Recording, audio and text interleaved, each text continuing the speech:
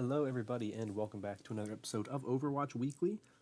Not a crazy busy week this week, but a couple things that I missed last week that I would like to talk about, and a couple things also that happened this week that are pretty interesting. So we're going to start with the first thing, which is PTR patch notes. These come from Thursday, so you know about as late last week as we could have gotten. Or early last week, I guess. So a little old, but the highlight, of course, and really the only thing on this PTR patch is the new map, Havana.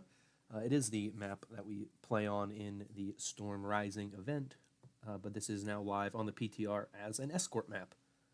So, as they say here, Havana, a vibrant historic port city where the winds of change blow strong, is home to Overwatch's newest escort map. Begin your trip at the Taller de Sebastian, where the classic cars that line Havana's bustling streets stop for refueling and repair. Escort a truck of rum barrels on the sun-drenched cobblestone roads, fighting off those who try to stop you.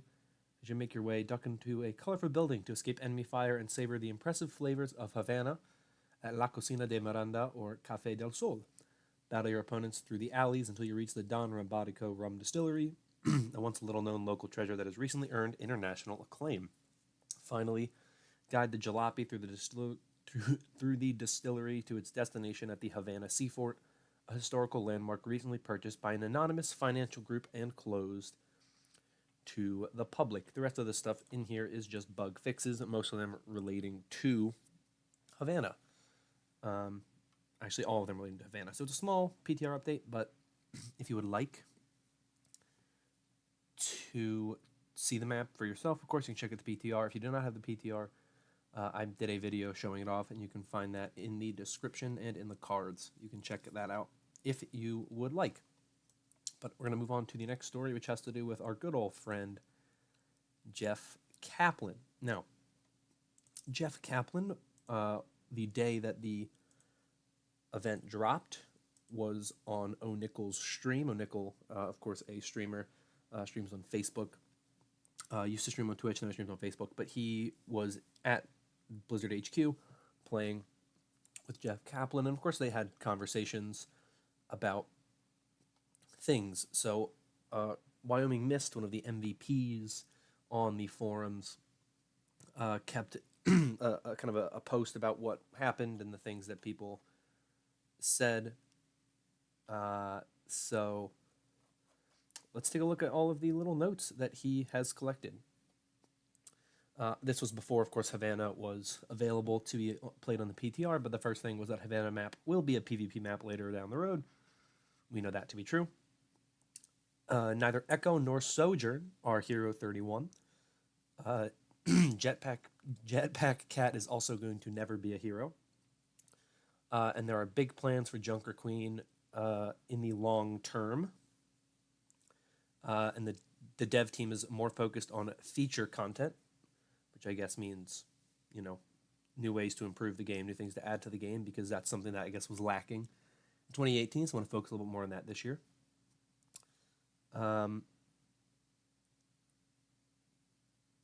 The anniversary event is going to be cool because it will have an all-new feature that has not been asked for by the community that is going to be really huge for the game. Jeff Kaplan says there's going to be a skin for the anniversary event that is going to break the internet. And I remember hearing something about who it was. I think it was a Diva skin, but I'm not positive. Jeff Kaplan said coming this summer and the early fall are a couple of more features that have been asked for by the community. Guilds/clans are not coming soon, and they're not one of the upcoming features. When it comes to cross-platform play, he said we would love to work on the details and challenges for that, but it's challenging from a technical and business standpoint. He said that comics are in development. There are no major reworks planned for any hero at this time, and he said that he felt that they were all pretty well balanced. They are definitely entertaining the idea of forced 2-2-2 and roll queue. They have no immediate plans for permanent free-to-play. There's no Overwatch for Nintendo Switch confirmation anytime soon. They're looking to make further improvements to visually impaired and hearing impaired players, including a subtitle system. The design team consists of players ranging from bronze to grandmaster in the competitive ranks. And my guess is that has to do just with, it's not just like, oh, all of our devs are in, platinum or higher. So it's like, if you're in gold or silver or bronze, obviously, like, oh, the dev team doesn't understand. No, they do. And I think that's why he said that. He said that making a story mode would be as ambitious as making a brand new game. And he closed off by saying, there's a really cool PvP surprise coming to the PTR very soon. Please be looking out for it. Now, there's obviously no confirmation of whether or not that was Havana or if it's something else. This was, of course, before Havana dropped, as I mentioned earlier, so who knows if that is what it is. It could be, could not be. But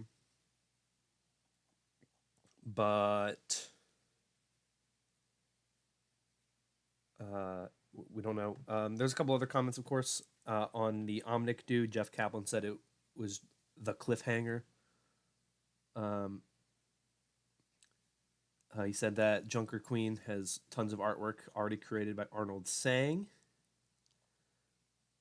It's a lot of really cool stuff. I'm really excited to see what kinds of things we're getting. I always love hearing from Jeff. He always gives us the best information. But he did give us a little bit more information on that kind of Sojourn front, that Echo Sojourn front. So I'm going to be playing for you a clip. It's about a minute long. It comes from another one of these streams that was at the Blizzard HQ. I believe this comes from the Fariha stream. I think she was streaming there. I'm not 100% positive that it's her because I do not watch her. And I didn't watch that stream, but I'm pretty sure that it is Fariha. So, but it's a stream clip where he talks about kind of the path of hero development and talking about when they started some of these heroes. So I'll just play this for you right here, and then I'll talk about it after the fact. Hammond, actually, the concept for Hammond existed before Overwatch was even released. So a lot of our heroes, like Sojourn's a good example. I think Sojourn, we started development on her in, I want to say 2015. It might have even been 2014. Oh, whoa. So is that normal for most heroes in the game? Not all heroes. Some heroes are newish, like Orisa was very new when we sort of released her and came up with her. Ana had been around for a while. Sojourn has been around, I want to say 2015 or 2014. Wow. Wow. As you know, Doomfist was like in the announcement cinematic, so it depends on the hero. Yeah. But some of them are characters we've been playing around with for a long time. And we have a mix, because sometimes we'll just get excited about a new thing, and we'll decide to pursue that, and you know, it always makes us happy that we did. Baptiste was like that, Moira was like that. They were newer heroes. I see. Wow. So now, So obviously some really interesting things in there. One, this is kind of like the confirmation that yes, Sojourn is going to become a hero. At least it's the first time that I saw it like really announced, which I think is really interesting. We have clear confirmation now of realistically like 3 heroes that are on the way. We know that Echo is going to be a hero. We know that Sojourn is going to be a hero. And I think based on what Jeff Kaplan was saying about Junker Queen, we can infer that she is also going to be a hero. Potentially the person that we see at the end of the Storm Rising event, potentially he is going to be a hero. So we have a really kind of interesting position right now where we know about a lot of potential heroes that we know for a fact are being worked on as a hero, and not just like, oh, you know, we have plans for whatever, and you know, oh, this is a character that we're introducing. But there's still characters we don't know about, obviously. I made a whole video on the lore last week, so I don't need to go into detail on that. But I like that we are getting real confirmation of here are the types of characters that we're working on as heroes. It's a very kind of change of pace thing for Blizzard that I don't really remember seeing much throughout the past year. This is just kind of something that's been happening relatively recently, kind of starting with Echo. But obviously, he said, some heroes have been in development for a long time. Some are just kind of spur of the moment we really like this character. He specifically mentions Baptiste and Arisa and Moira. You also, of course, have Ash, who was made for the McCree cinematic, and they just started to like the character a lot, so they put her in the game. So I always love personally hearing stuff from the devs, but specifically Jeff Kaplan, because I think Jeff Kaplan is just, I mean, he's the main guy, he's the big guy up top, so he's the one who really just kind of puts everything in, puts everything forth, and really kind of, you know, you have people like Jeff Goodman or Michael Chu or other devs where it's like, you know, they're not the lead, so they're always kind of like coy about what they say.